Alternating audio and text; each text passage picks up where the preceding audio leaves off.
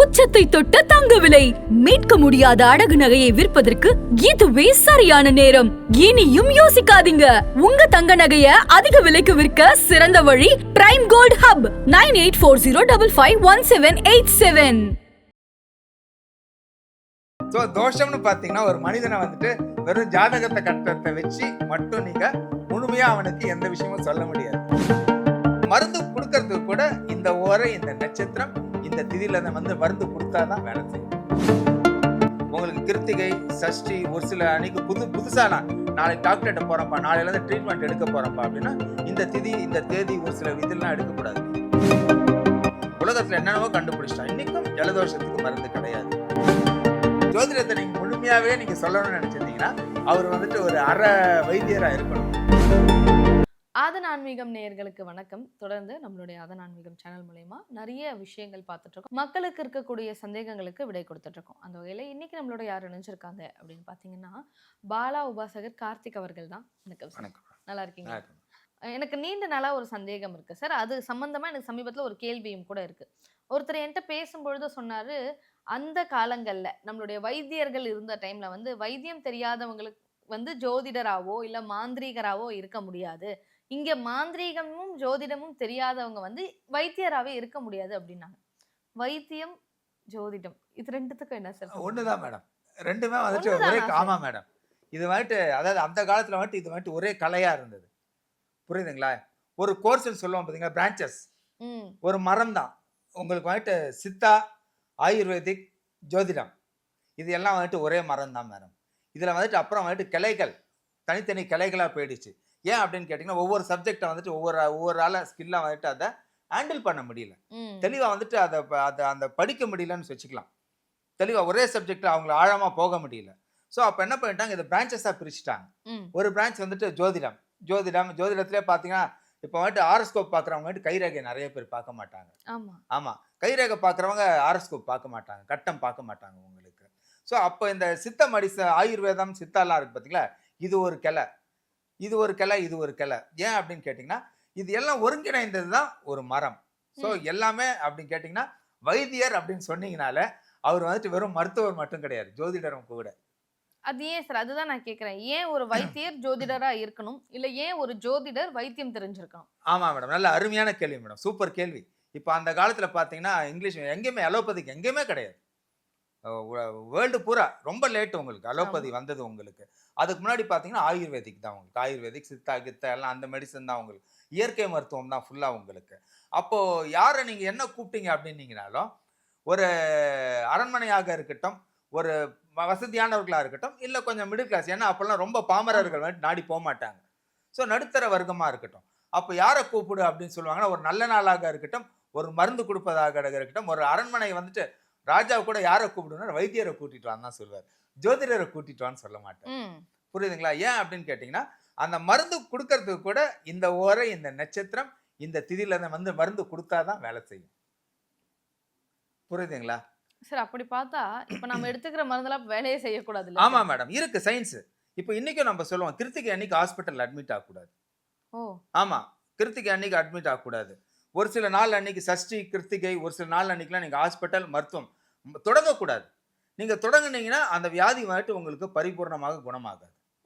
ஆமா, உங்களுக்கு கிருத்திகை, சஷ்டி, ஒரு சில அன்னைக்கு புதுசா நாளைக்கு டாக்டர்கிட்ட போறப்பா, நாளையில இருந்து ட்ரீட்மெண்ட் எடுக்க போறப்பா அப்படின்னா இந்த திதி, இந்த தேதி, ஒரு சில இதெல்லாம் எடுக்கக்கூடாது. நீங்க எடுத்தீங்கன்னா உங்களுக்கு அந்த நோய் வந்துட்டு உங்களுக்கு இறங்கவும் இறங்காது, தீர்வும் ஏற்படாது. உங்களுக்கு அது வந்துட்டு கண்டினியூ நோய் இருந்துட்டு தான் இருக்கும், நீங்க மாத்திரை எடுத்துட்டே தான் இருப்பீங்க. சோ இவ்வளவு விஷயங்கள் இருக்கு உங்களுக்கு. எனக்கு தெரிந்த குருநாதர் ஒருத்தர் சொன்னாரு. என்ன சொன்னாங்க அப்படி பாத்தீங்கன்னா, மருத்துவம் சம்பந்தமான விஷயங்கள்ல வந்து சனிக்கிழமை தொடங்காதீங்க அப்படின்னாங்க. அங்க நான் கேட்கும் பொழுது எதனால அப்படின்னு கேட்கும்போது, சனியின் தொடக்கம் வந்து ரொம்ப ஸ்லோவா இருக்கும். ஸோ மெடிசனுடைய வீரியம் வந்து உடம்புக்கு ஏத்துக்காது. நல்ல கரெக்டா உண்மை மேடம். ஆக்சுவலா வீரியம் ஏன் அப்படின்னு கேட்டீங்கன்னா சனிக்கு வந்துட்டு பேரே மந்தக்காரகம் தான் உங்களுக்கு. ஸோ அன்னைக்கு நீங்க எடுக்கிறதுனால உங்களுக்கு அது தீர்வு குயிக்கா கிடைக்குமான்னு பாத்தீங்கன்னா குயிக்கா கிடைக்காது. அதாவது ப்ராசஸ் நீங்க ஒரு 3 மாசம் எடுக்க வேண்டிய ஒரு கோர்ஸ், ஒரு மெடிசன் டியூரேஷன் வந்துட்டு 1 வருஷம் எடுக்க வேண்டியிருக்கும். உங்களுக்கு அப்பப்போ தடங்கள் ஏற்படும். ஸோ அதனாலதான் அந்த கிழமை எடுக்காதன்னு சொல்றது. அதே போல நான் சொன்னேன் பாருங்க, உங்களுக்கு கிருத்திகை அன்னைக்கு ஹாஸ்பிட்டல் அட்மிட் அதுக்கும் காரணங்கள். ஆமா, கிருத்திகை அன்னைக்கு அதே போல நீங்க ட்ரீட்மெண்ட் வந்துட்டு ஆரம்பிக்க கூடாது. ஸோ இவ்வளவு விஷயங்கள் இருக்கு உங்களுக்கு. அதே போல நம்ம தோஷங்கள் சொன்னோம் பார்த்தீங்களா, இப்போ தோஷங்கள் நம்ம நினைச்சிட்டு இருப்போம் வெறும் ராகு கேது தோஷம், களத்திர தோஷம், சுக்கிர தோஷம், செவ்வாய் தோஷம், பித்ரு தோஷம், சூரிய தோஷம், புணர்ப்பு தோஷம் அப்படின்னு. இந்த தோஷத்திலேயே இது வந்துட்டு ஆஸ்ட்ராலஜிக்கல் தோஷம். இதுலயே ஆயுர்வேதிக் தோஷம் பாத்தீங்கன்னா கப தோஷம், கபம், பித்தம், வாதம், இதுவும் தோஷம் தான். இது நிறைய பேருக்கு தெரியாது. ஸோ தோஷம்னு பார்த்தீங்கன்னா ஒரு மனிதனை வந்துட்டு வெறும் ஜாதகத்தை கட்டத்தை வச்சு மட்டும் நீங்க முழுமையா அவனுக்கு எந்த விஷயமும் சொல்ல முடியாது. எங்க மருத்துவர் அடிக்கடி சொல்லுவாரு சார், இருக்கிறதுலே கொடிய தோஷம் வந்து ஜலதோஷம் தான். ஆமா மேடம், அப்படின்னு சொல்லி. ஆமா, மருந்து தீர்வு கிடையாது. இன்னி இதுவும் மட்டும் வந்து நீங்க சொல்ற மாதிரி இந்த விஷயத்துல சம்பந்தப்பட்டது. ஆமா மேடம், இன்னைக்கும் மருந்து வாட்டி ஜலதோஷத்துக்கு கிடையாது. உலகத்துல என்னென்னவோ கண்டுபிடிச்சிட்டான், இன்னைக்கும் ஜலதோஷத்துக்கு மருந்து கிடையாது. எவ்வளவு சயின்டிபிக் என்னென்னவோ எடுத்துன்னு வந்துட்டான் பாத்தீங்களா. இன்னும் அந்த பாக்டீரியா அந்த வைரஸுக்கு வாட்டி இவங்களால மருந்து கண்டுபிடிக்க முடியல. புரியுதுங்களா? அதே போல இன்னைக்கும் கர்ப்பாம்பூச்சி எப்போ உருவாச்சு அப்படின்னு சொல்லிட்டு கண்டுபிடிக்க முடியல. ஆமா, கர்ப்பாம்பூச்சியும் எப்போ உண்டாச்சு, எத்தனை லட்சம் வருஷம் உண்டாச்சுன்னு இன்னைக்கும் அவங்களால வந்துட்டு அது எந்த இதுக்கும் அழியாத ஒரே உயிரினம் எதுன்னு கேட்டிங்கன்னா கர்ப்பாம்பூச்சி தான் உங்களுக்கு. ஸோ அப்போ இந்த மருத்துவ குணம் பார்த்தீங்க அப்படின்னா நம்ம சொன்ன இத்தனை தோஷம் இருக்குன்னு, இந்த தோஷம் வந்துட்டு சயின்ஸில் வந்துட்டு ஜோதிடத்தில் பார்த்தீங்கன்னா நம்ம சொன்ன தோஷங்கள் வந்துடும். பித்திர தோஷம், களத்திர தோஷம், செவ்வாய் தோஷம், ராகு கேது தோஷம், புணர்ப்பு தோஷம், எல்லா தோஷமும் வந்துடும். இதோட கண்டினியூட்டி என்ன அப்படின்னு கேட்டிங்கன்னா, இதோட கண்டினியூட்டி அப்படியே இன்னொரு பிரான்ச் என்ன அப்படின்னு கேட்டிங்கன்னா தான் ஆயுர்வேதம். ஆயுர்வேதத்தில் வர்றதான் வாத தோஷம், கபதோஷம், பித்த தோஷம். புரியுதுங்களா? அப்போ நீங்கள் ஒரு ஜோதிடத்தை நீங்கள் முழுமையாகவே நீங்கள் சொல்லணும்னு நினச்சிருந்தீங்கன்னா அவர் வந்துட்டு ஒரு அரை வைத்தியராக இருக்கணும். உங்களுக்கு கண்டிப்பாக அரை வைத்தியராக இருந்தால், இப்போ நான் அரை வைத்தியர் கிடையாது சொல்லிக்கிறேன், ஆனால் கொஞ்சம் கொஞ்சம் விஷயம் நம்ம வந்துட்டு தெரிஞ்சு வச்சுக்கணும். ஏன்னா நீங்கள் இது முழுமை அடைஞ்சாதான் உங்களுக்கு பலன், நீங்கள் கொடுக்குற பலன் வந்துட்டு அவங்களுக்கு முழுமையாக செல்லுபடி ஆகும். இல்லைன்னா முழுமையாக செல்லுபடி ஆகாது. வெறும் நீங்க ஜாதகத்தை கட்டத்தை வச்சு மட்டும் ஒன்னத்தை சொல்ல முடியாது உங்களுக்கு. புரியுதுங்களா? அவருக்கு ஒரு நோய் வந்திருக்கு, நீங்க அப்ப அந்த நோய் வந்திருக்கு அப்படின்னும் போது நீங்க வெறும் 5ஆம் இடத்தை வச்சோ ஒரு 9ஆம் இடத்தை வச்சோலாம் நீங்க ஒன்றும் சொல்லிட முடியாது. அப்போ இந்த இடத்துல எது முக்கியமா பிளே ரோல் பண்ணுது அப்படின்னு கேட்டீங்கன்னா கபம், வாதம், பித்தம். கபதோஷம், வாத தோஷம், பித்த தோஷம். புரியுதுங்களா உங்களுக்கு?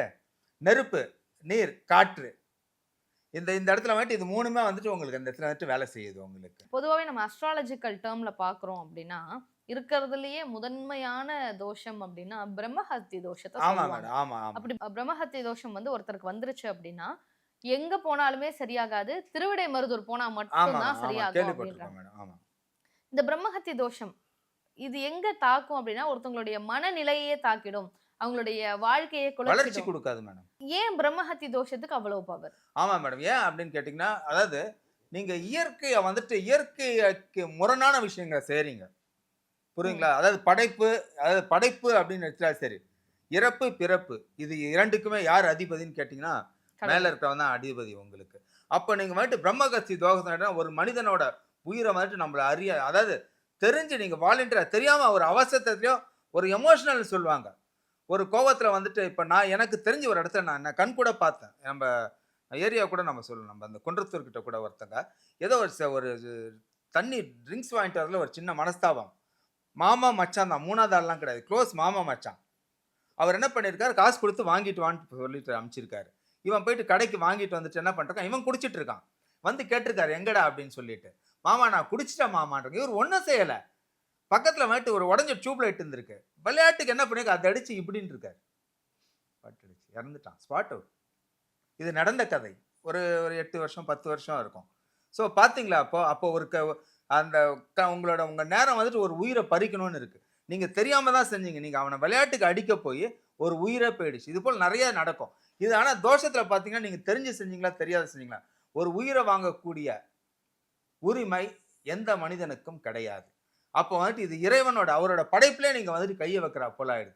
அப்போ அந்த பிரம்மா, புரியுதுங்களா, அது தோஷத்தோட பேர் என்ன, பிரம்மஹத்தி தோஷம், புரியுதுங்களா? ஸோ அவரோட படைப்புலேயே நீங்க வந்துட்டு கையை வைக்கிறீங்க. அப்போ அவர் என்ன ஆயிடுறான்னு கேட்டீங்கன்னா உங்களுக்கு நிர்மூலம், வளர்ச்சி வந்துட்டு தடையற்று. நீங்க என்னத்தை தான் குட்டிகரணம் போடுங்க, மேலே ஏறுறா போல இருப்பீங்க, டப்பக்குன்னு சறுக்கு மாற மாட்டோம், திரும்பி பழைய நிலைக்கே தான் வந்து திரும்பிங்க. இதுக்கு நீங்க சொன்னீங்க திருவிடை மருதூர். அதே போல வந்துட்டு விடாம வாரம் சனிக்கிழமை நான் சொன்ன பாருங்க, முதியோர்கள், ஆதரவற்றவர்கள். ஸோ ஆதரவற்றவர்களுக்கு போய் நீங்க எவ்வளவுக்கு எவ்வளவு உதவி, பணிவிடை தான் ரொம்ப. ஆமா, ஆதரவற்றவர்களுக்கு எவ்வளவுக்கு எவ்வளவு பணிவிடை செய்கிறீர்களோ இந்த பிரம்மஹத்தி தோஷம் வந்துட்டு போயிடும். அதே போல திருவிடை மருதூர் போயிட்டு வந்தாலும் உங்களுக்கு வந்துட்டு ஒரு மாற்றம் ஏற்படும். வெறும் திருவிடை மருதூர் மட்டும் பத்தாது, நீங்க எவ்வளவுக்கு எவ்வளவு ஆதரவற்றவர்களுக்கு உங்களால முடிந்த சேவைகள், கருணையோட ஒரு சில சேவைகள் நீங்க செய்யும் போது இந்த தோஷத்தோட வீரியம் வந்துட்டு கம்மியாயிடும். அதாவது நீங்க எப்படி அவங்க பொறுப்பாதத்தை, அதாவது சரண்டர்ன்னு சொல்லுவோம் பார்த்தீங்களா? சரண்டர்ன்னு சொன்னாலே ஒரு சாஷ்டாங்கம். ஒருத்தனோட மனிதனோட காலடியில உயர்றதுக்கு பேர் தான் சரண்டர். ஸோ அப்ப நீங்க வந்துட்டு அந்த ஆதரவற்றவர்களோட காலடியில சரண்டர் ஆகி அவங்களுக்கு ஒரு சில சேவைகள் செய்யும்போது அந்த தோஷம் வந்துட்டு கரைஞ்சு போயிடும் மேடம். கரைஞ்சிரும். எதுவுமே அதாவது எல்லாத்துக்குமே நீங்க சொல்ல, நீங்க ஆத்மார்த்தமா மனமுருகி எந்த விஷயம் செஞ்சாலும் அதுக்கு வந்துட்டு பலன் உண்டு. நீங்க அரகுர மனசோட எந்த விஷயம், கடவுளே நீங்க அரகுர மனசோட வருவாரா மாட்டாரான்னு கூப்பிட்டீங்கன்னா வரமாட்டார் மேடம். நீங்க கான்ஃபிடென்ட்டோட இவர் வருவார் அப்படின்னு நினைச்சு கூப்பிட்டீங்கன்னா கண்டிப்பாக வருவாரு, உங்களுக்கு உதவி புரிவாரு. இதுக்கு நான் ஏற்கனவே நிறைய வாட்டி சொல்லிட்டேன். இப்போ நானே எக்ஸாம்பிள், நான்லாம் வந்துட்டு இப்போ திருப்பி உயிரோட இருக்கேன் அப்படின்னீங்கன்னா நான் ஏற்கனவே சொல்லியிருப்பேன். பாலா, மகாபெரிவா, ராஜமாதங்கி, சிவபகவான், ஸோ பெருமாள், இவங்கெல்லாம் பார்த்தீங்க அப்படின்னா கண்கூட, நான் பெருமைக்கெல்லாம் சொல்லலை பெருமாளை பற்றி. இப்போ எனக்கு இன்னைக்கு மதியானம் 2 மணிக்கு ஒரு ஹெல்ப் வேணும்னா, நான் 2 மணிக்கு நான் கை ஏந்த மாட்டேன் பெருமாட்ட. அதுக்கு நான் சும்மா கேட்க மாட்டேன். எனக்கு 2 மணிக்கு எனக்கு இன்னைக்கு ஒரு ஹெல்ப் வேணும்னு இப்படி கை ஏந்தினேன்னா எனக்கு இன்னைக்கு நைட்டுக்குள்ள அந்த ஹெல்ப் கிடைக்கும் மேடம். ஆனால் நான் ஏந்த மாட்டேன். புரியுதுங்களா? எனக்கு ஏன் தேவைன்னா எனக்கு கொடுத்துட்றாரு. அப்போ நம்ம என்ன எந்த அளவு நீங்க வந்துட்டு ஒரு ஆத்மார்த்தமா ஒரு டெடிகேஷன் சொல்லுவோம் பார்த்தீங்களா? டெடிகேஷன்னா அர்ப்பணிப்பு. அர்ப்பணிப்போட யாரும் செய்யறது இல்லை எந்த காரியத்தையும். பரிகாரம் கூட சரி, காட்டாச்சாரத்துக்கு தான் செய்யறாங்க. காட்டாச்சாரத்துக்கு செய்யாதீங்க. டெடிகேஷன். டெடிகேஷன் ஆங்கில வார்த்தை, தமிழ்ல வந்துட்டு அர்ப்பணிப்பு. முழு அர்ப்பணிப்போட நீங்க எந்த கைங்கரியம் செய்தாலும் அந்த கைங்கரியம் வந்துட்டு இறைவன் அடி போய் சேரும். அப்ப பிரம்மகஸ்தி தோஷத்துக்கு ஒரே பரிகாரம் திருவிடை மருத்துவர் ஃபர்ஸ்ட். அதுக்கு அடுத்து வந்துட்டு ஆதரவற்றவர்களுக்கு சேவை பண்றது. சேவைன்னா அவங்களுக்கு வந்துட்டு என்ன உதவி வேணா செய்யலாம். நீங்க அவங்களுக்கு உதவி செய்தாலே அது வந்துட்டு சேவைக்கு வந்துட்டு சமமான விஷயங்கள் தான் உங்களுக்கு.